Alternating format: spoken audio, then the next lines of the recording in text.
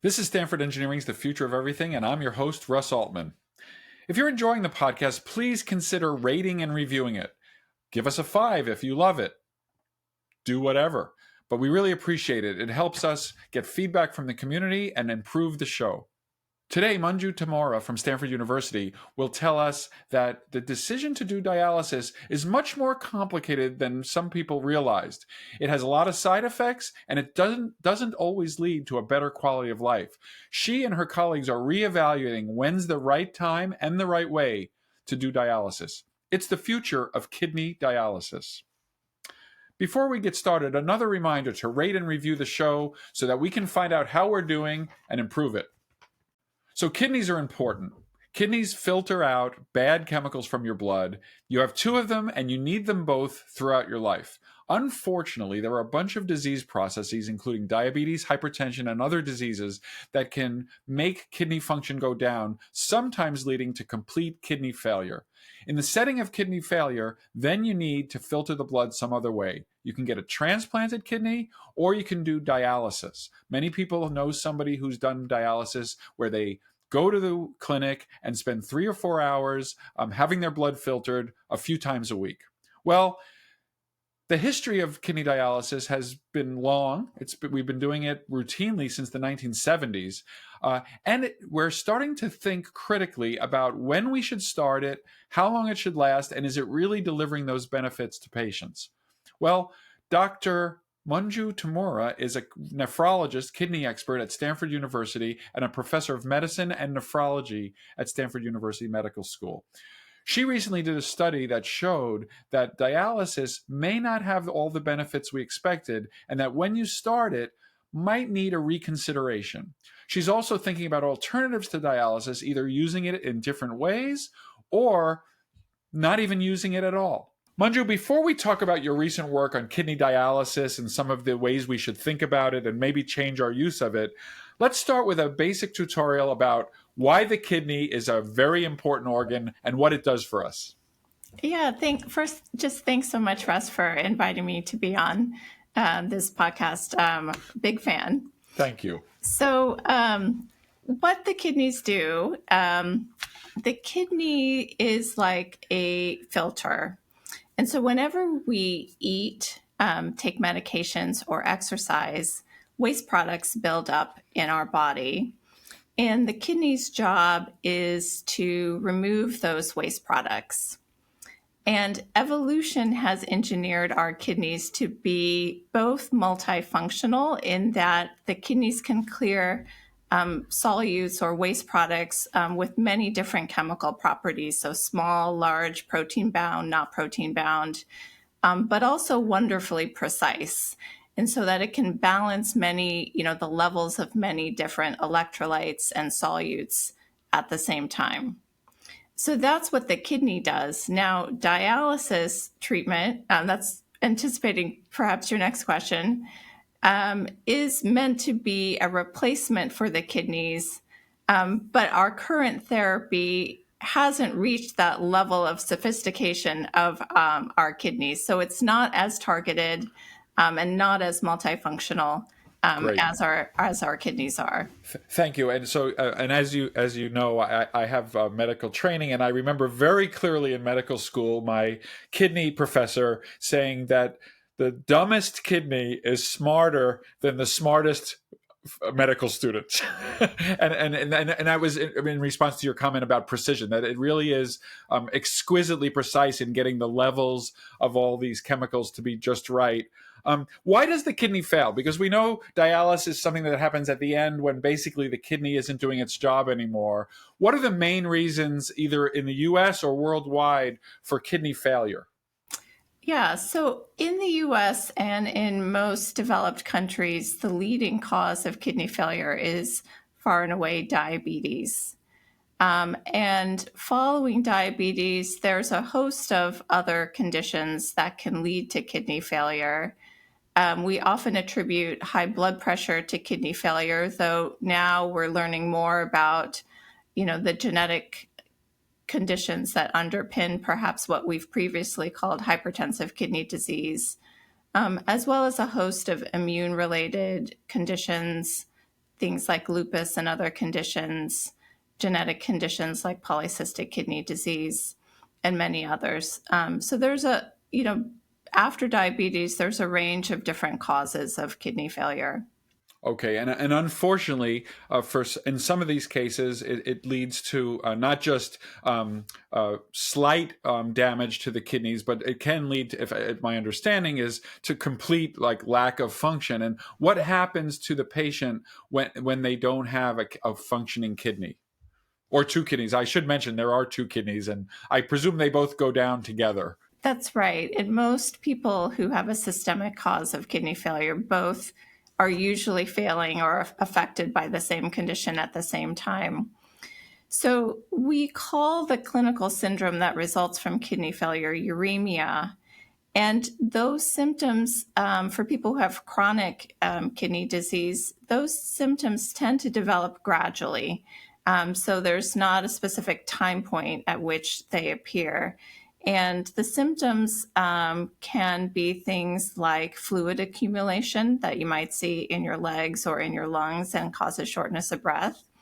But it can also be symptoms like nausea, poor appetite, a peculiar taste that people have in their mouth that leads them to have poor appetite, as well as itchy skin. And many of the symptoms are nonspecific. So certainly kidney failure can cause these symptoms, but there are a lot of other medical problems that can also cause these symptoms, which can make it difficult for clinicians to distinguish whether symptoms are truly from kidney failure or due to another condition, particularly if someone has, multiple health conditions. Great. And I know, and so as you can tell, I'm headed towards dialysis, as you knew I would be. But before we go to dialysis, which is the treatment for this end stage, one of the treatments, I want to mention briefly kidney transplantation, because that's another thing we hear about all the time. Is kidney transplantation a viable option for most of the people who have kidney failure, or is it only really relevant for a subset of people with kidney failure? Well, kidney transplantation is usually the first treatment option that we think about when people are approaching kidney failure. There are a number of potential barriers, both logistic and clinical. The clinical barriers can be things like coronary artery disease that can't be treated with things like stents or surgery. Other serious organ failure like heart failure or liver failure, frailty, really advanced frailty. So those sorts of things can present a barrier to obtaining a kidney transplant. And I know there are also supply issues, is my understanding, is that we don't have as many kidneys as we would like for these transplants. That's right. So for people who don't have a living donor, they have an option for a deceased donor transplant. But right now, there are not enough donors or deceased donors to match the number of people who have kidney failure. So what that means is that the waiting time for a transplant exceeds 4 years. And where you and I live in California, it's much more than that, depending on your blood type. So that's right. A lot of people just can't access a transplant because of the waiting time. Great. So just a public message from the Future of Everything to please consider whether you would like to be a kidney donor, but we won't go any further into that. So now we get to dialysis. Can you describe what dialysis is and how it works? What's the experience of the patients? And then we can get into some of your recent research about the appropriateness and how effective dialysis is looking to be. Yeah, so dialysis, we generally think of it as coming in two flavors. Hemodialysis, which is done through the bloodstream, and peritoneal dialysis, which is done through the peritoneal cavity. So for your listeners without a medical background, that's the abdominal cavity lining your abdominal organs. Great. And the basic goal of dialysis therapy is to clean the bloodstream or filter out the waste products that accumulate in the body when the kidneys are not working properly. So taking dialysis as an example, that's the predominant mode that we deliver dialysis therapy in the United States. Blood is removed from a patient and passed through a filter. That filter takes out waste products that accumulate and then infuses or diffuses, if you will, clean blood back to the patient. And how do they access the blood? How do they get access to the large volume, and how long does it take? What is the patient experience of dialysis? So most patients who receive hemodialysis do so through one of the veins in their forearm. We call that a fistula or a graft. What that is a surgical connection between a small artery and a vein in the forearm. And that's done to enlarge one of the veins in the forearm so that the vein can be repeatedly accessed for dialysis treatment. In circumstances where patients don't have a fistula or graft, sometimes called a shunt, placed, we can access the bloodstream through a tube that's placed into a vein in the chest. And do they come? What's the frequency? And they come to a center. Just give a brief description of what that's like, because I know that's very germane to a lot of your research on how good this experience is. Yeah. So for most patients who receive hemodialysis, they receive these treatments in a clinic or an outpatient center. Typically, these are done 3 times a week. And the typical duration of treatment can be anywhere from 3.5 to 4 hours. The exact amount will depend on each patient. That's the typical way of delivering dialysis treatment. Having said that, it's important for your listeners to know that there are also options for home dialysis treatment. And that can be both home hemodialysis. So patients can have a hemodialysis machine in their home and be trained, or their partner is trained to deliver the dialysis treatment at home. Or peritoneal dialysis, which I mentioned earlier. So this is a type of dialysis where the goals are the same, to filter the blood, but that's done rather than by directly accessing the bloodstream, by infusing fluid into the abdominal cavity, letting that fluid dwell for a few hours, and then the dirty fluid, if you will, is drained out of the abdomen and clean fluid is placed back in. And usually home dialysis therapies are done more frequently, in part because peritoneal dialysis is less efficient, but also because patients can have a better sense of well-being by more frequent treatments in some cases. So both of these home modalities offer patients more flexibility and more choice in terms of the timing, whereas hemodialysis treatments, there's a schedule, and you come in at a certain time with a certain schedule for your treatments. Great. So now let's go to your recent, you've published some papers recently that got some attention because you were kind of taking a critical look at how effective these things are for the patients, for their families. So can you tell me about that work and what motivated it and what you found? Yeah. So maybe to start, I can tell you a little bit about how dialysis treatment evolved, if that's okay, and how we got to this point. So I think your listeners are probably familiar with the idea that dialysis became widely accessible to patients with kidney failure in 1972 after Congress passed an amendment to the Medicare Act, which expanded the definition of who was considered disabled and therefore eligible for Medicare to patients with kidney failure. And following that, there was broad expansion of dialysis therapy in the U.S.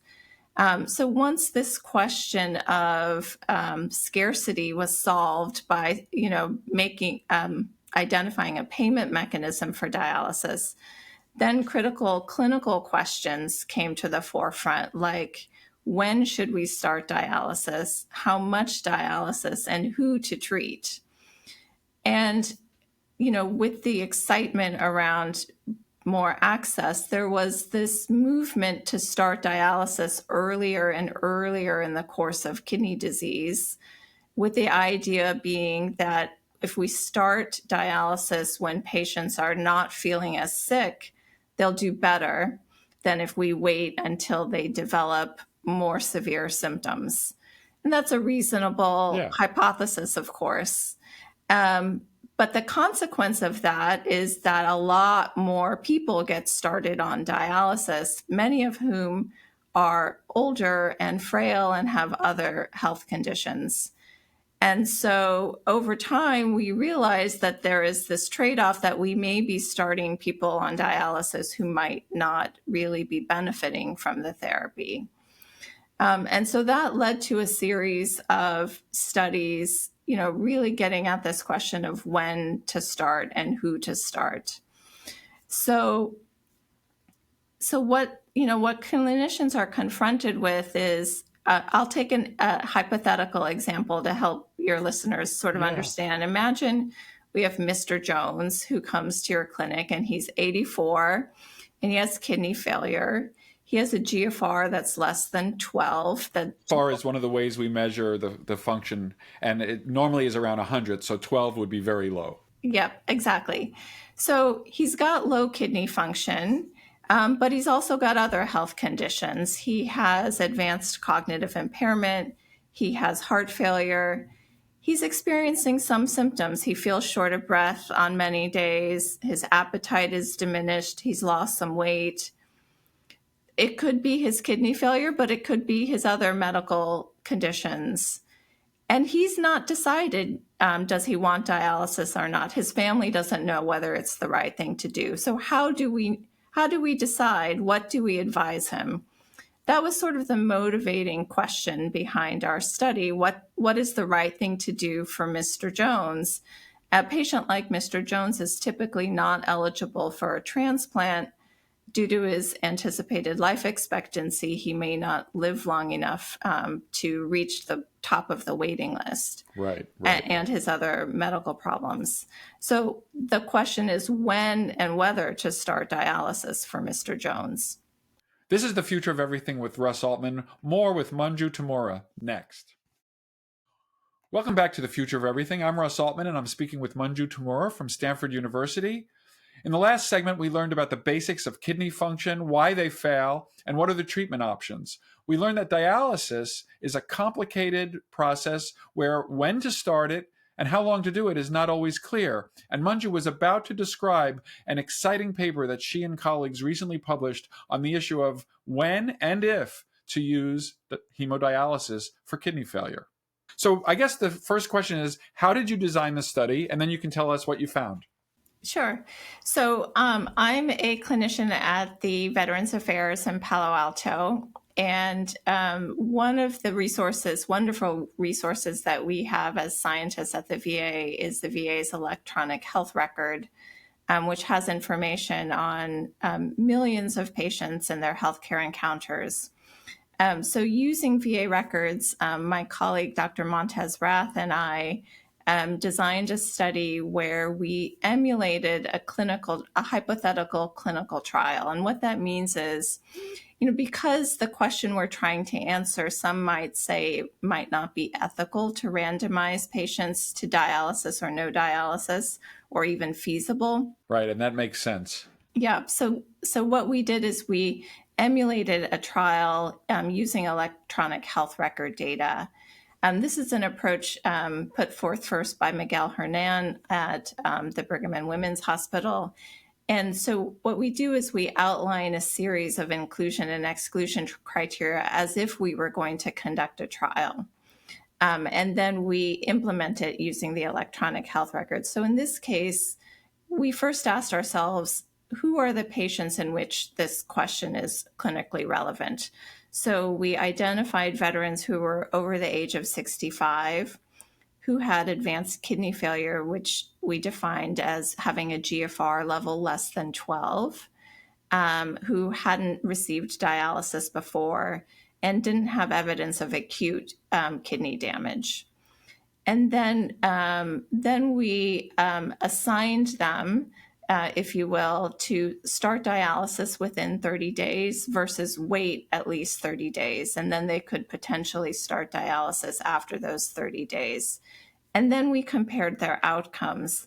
And we focused on two important. And just to be clear, this is actually not actually happening. You're That's not right. sending these. This is a simulation. Is that a fair word? Yes, a simulation or an emulation. We took the records of patients who had treatments that followed those patterns. Yes. And then we compared the outcomes of these patients who started dialysis within 30 days versus those that didn't. Right. And this is the advantage of having your medical record with millions of experiences. You're pretty good at knowing what will happen to somebody if you give them dialysis. So you almost don't have to really do it because you've seen so many patients who you have done it with that you have a pretty good model for what happens to them in the ensuing weeks and months. That's right.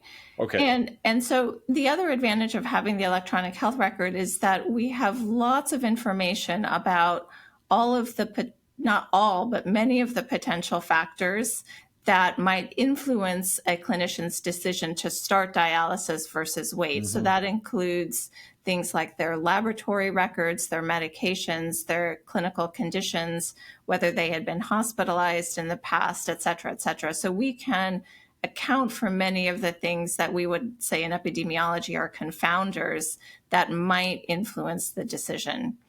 And we looked at two outcomes, survival and the time that people spent at home. And we focused on the second because we saw that as an important factor for older patients, especially when they're making decisions about therapies that are potentially life-extending, is that dialysis can be life-extending, but it is potentially incredibly burdensome. It's a huge change to someone's lifestyle. Yes. So that was why we really honed in on the time that people spent at home. So what we found is that over the course of 3 years, we followed people for 3 years. The group who was assigned or followed a path of waiting for dialysis for at least 3 years, about half of those patients ended up starting dialysis. Whereas by design, everybody in the start early group started dialysis. Right. And we found, we did two different types of analysis, which I'll talk about for a few minutes, an intention to treat analysis, and then what we call a per protocol analysis. In an intention to treat analysis, that means we analyze the patients in the groups that they were originally assigned to. And so we ignore the fact that the patients in the continued medical management arm, some of them did go on to start dialysis. So in that analysis, we found that the people who started dialysis early lived on average longer by 9 days. But wow. But they spent 2 weeks fewer at home. So that number is startling. A very modest extension of life advantage. That's right. Now, some might say, well, that's because a lot of the people in the control group, if you will, crossed over to dialysis, and that's a fair possibility. So that's why we did a per protocol analysis where we basically are comparing people who we censor people when they cross over. So we're not including their data after they cross over to dialysis. And in that analysis, we found that the people who started dialysis early lived longer by 77 days. So longer, as we would expect, but they still spent about 2 weeks fewer at home. So that's like the overall finding. And then we did some additional analyses where we tried to look at different subgroups to see if there were differences in the benefits of dialysis, if you will, by things like age or level of kidney function. And in fact, we did see that there were differences, though not always in the direction that we expected. So we did find that people with more advanced kidney failure had a survival benefit from dialysis, and that's as you would expect, of course. But we also found a larger benefit in older versus younger people. And by younger, I mean the group that was 65 to 79 versus the group that was over 80. And that struck people as a little unusual. And I would offer a few potential explanations for this. Yeah, so just to get this clear, because it's important, you found a more benefit of dialysis in the older population, even though one might expect that a 65 to 75-year-old is a little bit more healthy, a little bit more active, and would benefit from the dialysis more. That is not what you found. I just want to make sure I got that right. Yeah, so we found a larger benefit over a 3-year horizon. Gotcha. And I think there are a couple of reasons for this. First, we were looking over a relatively short horizon, only 3 years. And we did that because we were really focused on short-term events because this is an older population. And it's quite possible that we would have found a different result if we had extended this to 5 or 10 years, say, for example. So that's an important distinction. The other important part about this is that the way that we estimate kidney function, the GFR or eGFR, is not entirely precise. And so its accuracy probably is influenced by age. And so a GFR of 12 in an 80-year-old is probably not the same as a GFR of 12 in a 65-year-old. And so it may reflect a more advanced level of kidney failure for an 80-year-old. And so we might be comparing different stages of the disease. And so that's why I would just caution the interpretation of that piece of the study. Did you look at things like side effects of either the kidney disease or the dialysis process? And were there any differences in kind of, I guess, what you would call the quality of life under the two different scenarios? Yeah, this is a great question. So because we were using electronic health records, we didn't have information about quality of life, and we couldn't look at whether there were differences in quality of life between the group that started dialysis and the group that didn't receive dialysis. But I think that's a very important question.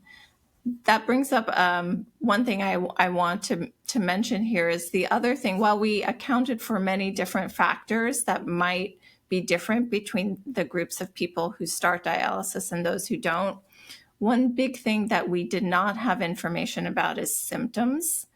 And symptoms we know plays a role in determining when someone starts dialysis. But that's just something that we can't get from an electronic health record, something that requires a prospective study. Gotcha. So this is sounds like a big deal, and especially because there are some non-intuitive findings. How did the professional colleagues and the world at large respond to the publication of your study? Well, I think it's generated a lot of great conversation. The paper was accompanied by an editorial in the Annals, which is wonderful. And this is the Annals of Internal Medicine. Annals of Internal Medicine, and one of the premier internal medicine journals. Yeah, and picked up by the New York Times, which was exciting. And I think it's continued or brought to the forefront an important conversation for both clinicians and patients. And I think that crosstalk is always wonderful, even though sometimes in communicating complicated and sometimes non-intuitive results like ours, things can be simplified and some of the nuance can be lost. And that's where this is a starting point, I think, for patients to come back. What was this? If I may ask, what was the spin what was the headline of the Times article? Like, what did they take away from it? I don't remember the exact spin, but I do think they're intended to pull people into the conversation of, is this treatment beneficial? Right. And I can appreciate that, the way to pull people into these conversations is to question conventional wisdom. at the same time, we don't want to be alarmist Right. and communicate the idea that dialysis is not beneficial for everyone. That's not at all what we're, the message we want to send. More so, it's that these decisions that are clearly life altering should be really made in advance whenever possible and with considered deliberation of, at that stage in someone's life, what truly are their goals? What can dialysis accomplish and at what trade-off? Is that, and different people will have different answers to that question of whether those trade-offs are worth it for them. Great. So in the final minute, I just wanted to ask you, let's say that we're now, clearly we are reconsidering our position and use of dialysis. And that sounds like a healthy thing in terms of giving nephrologists the information they need to make the best decisions. Are there new things coming down the pike, new alternatives, new treatments that might help the situation if we find out that one of the things we've been doing might not be the most useful thing in the world all the time? What's your kind of forecast for the future? Yeah, great question. I think there are a couple of different developments coming down the pike, and they span the spectrum of patients with kidney failure. So, focused on the patient who may not be eligible for a transplant, there is a lot of buzz in our field about expanding choice for these patients in terms of incorporating more palliative care, potentially giving patients access to hospice without having to decline dialysis. So, what is called concurrent dialysis and hospice, and what some call incremental start of dialysis. So, we talked about the fact that dialysis is often 3 times a week. And some are testing, there are now at least 2 trials that I'm aware of testing start of twice a week dialysis as a way to reduce the burden on patients when they're starting. So those are developments on the supportive palliative care spectrum. And then on the other end of the spectrum, there are also some really exciting developments. 2024 marked the first xenotransplantation. A pig xenotransplantation in 2 patients, one at the MGH and one at NYU Langone. So that's a huge milestone for our field, and certainly more is coming on that front. And then there's progress being made all the time on what's known as a wearable artificial kidney, which is an implantable kidney that patients may have that allows for continuous dialysis. Wow. And then in addition to all that, you don't mention it, but I know because I've looked at some of your recent papers that preventing kidney failure by treating the underlying causes and trying to keep as many people away from kidney failure as possible would be a fourth arm to this approach. Yeah, absolutely. Thanks to Manju Tamura. That was the future of kidney dialysis. Thanks for tuning into this episode. With over 250 other episodes in our back catalog, you can listen to a wide variety of topics on the future of everything.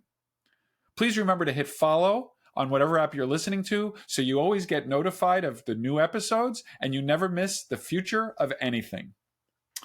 You can connect with me on social media like Blue Sky, Mastodon, and Threads at RB Altman or at Russ B. Altman, and you can follow Stanford Engineering at Stanford ENG.